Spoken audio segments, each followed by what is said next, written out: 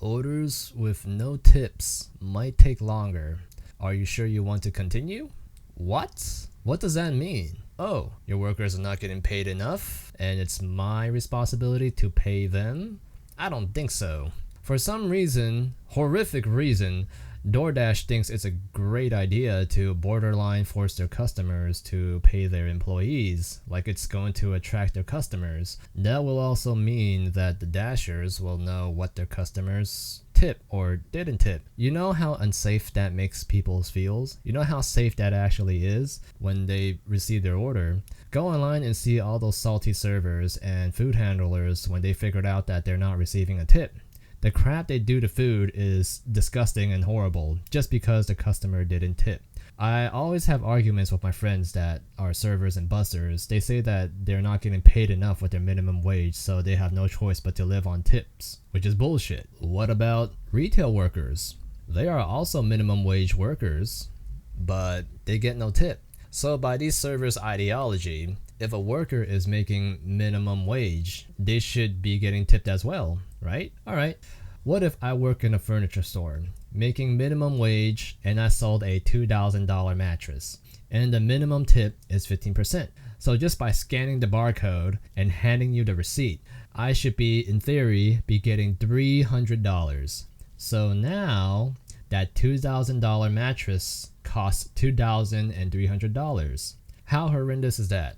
To be pressured to pay an extra $300 because some dude in a uniform scans a barcode on your purchase. Oh, I didn't even calculate the sales tax yet. Also, how is it my fault you are making minimum wage? From what I know, you are not forced to work at your dead-end job. Let me get personal. I used to be a valet driver, and it's pretty common to tip your valet driver, and never in my mind do I expect a tip from my customers. Customers always feel guilty about not having the money to tip, and that's actually sad. I don't want them to feel guilty about not having money to tip or being too poor to tip. I understand. I've been poor myself too, and tipping is something that only wealthy people could afford. I signed up to my job knowing how much I'm going to be paid, the amount written on the contract, and I am made well aware that I am making minimum, and it's my responsibility signing up for the job. When the contract says minimum, it doesn't mean minimum and every fucking customer better pay me a fucking tip, because this is not enough. Minimum. Minimum is minimum. Minimum means minimum, and that is what you should expect. Minimum, because you signed up for minimum. I remember arguing with my friend about the tipping culture, and she always loses the argument, but she always finds a way to argue with me about tipping culture, and I fall for her tricks every damn time. All my friends agree with me except for one perverted dude that is dying to sleep with her. This argument occurred 6 years ago, but I remember the first point she made was that waiters don't get paid. That statement made my brain lagged because it literally made no sense. How can your employers not pay you? Isn't that a labor violation? I questioned her again. I quote, "Seriously? Your boss is not paying you?" And she said, "Yeah." I go on to explain to her about labor law, and here's a kicker. She says that is minimum wage. Minimum wage is not considered pay. Huh? What the fuck? This shows that these waitresses has a warped sense of reality. How is minimum wage not considered pay? Just by this statement, I know I'm going to spend the next 30 minutes arguing with a sociopath. But seriously, waiters, here's a tip to start receiving pay. Or for those who are reasonable, get a raise on top of your current pay. Go to your boss and tell them you want a raise. And if they say no, undo your apron and leave it on his desk and give him your last farewell. Here's the thing. I know 99% of you are going to get a rejection for a pay raise because you will be replaced.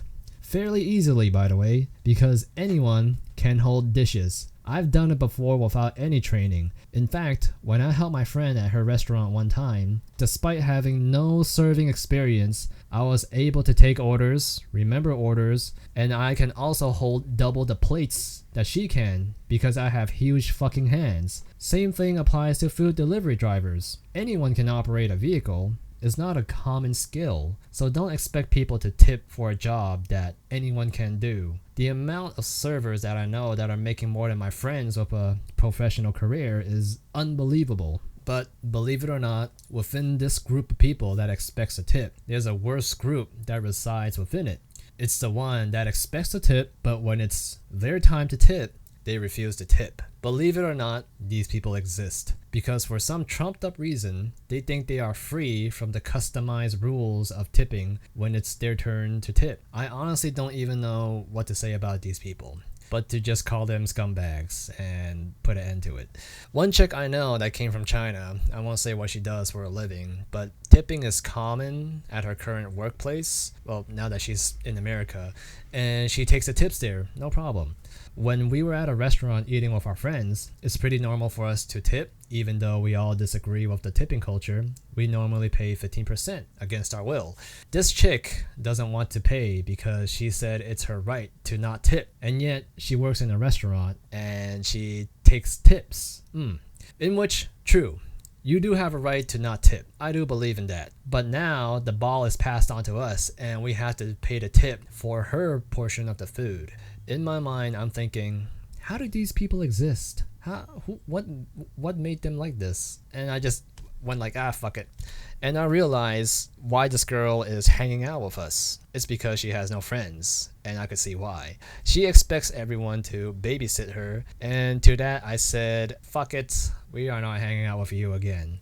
Again, this is another case of these tip expectors with mental health issues. You know, tipping was a thing that started in the 1850s, but it got popular in the 1930s during the Great Depression when restaurants couldn't afford to pay their employees. Restaurant owners cut the servers a deal where they don't have to work, but if they choose to work, they won't be paid, and their only source of income will come from tips. This idea got popular and it mutated into the mess it is today. The reason I'm making this video is because I recently went to a restaurant where the minimum tip is 18%, which is really steep for a minimum tip. Then I came across this article about Doordash a few days later, warning their customers that if they don't tip, their food will arrive late and possibly half eaten by the pissed off driver. All in all, tipping culture is just another thing about North America I'm disappointed about. It seems that people can use any reason to be a douche and people will support it. When I travel to Europe, what you see on the menu is what you pay for. There was no surprise fees. Everything was priced correctly. And now if you order something, expect to pay 30% additional to the price you see, which makes the restaurant seem deceitful. I haven't went to a restaurant to eat by myself in years because of this deceit, and I feel like people should do the same if they want to get the message across that tipping is toxic. And with that being said, I said enough. Subscribe to my channel if you want to see more videos like this. Thanks. See ya.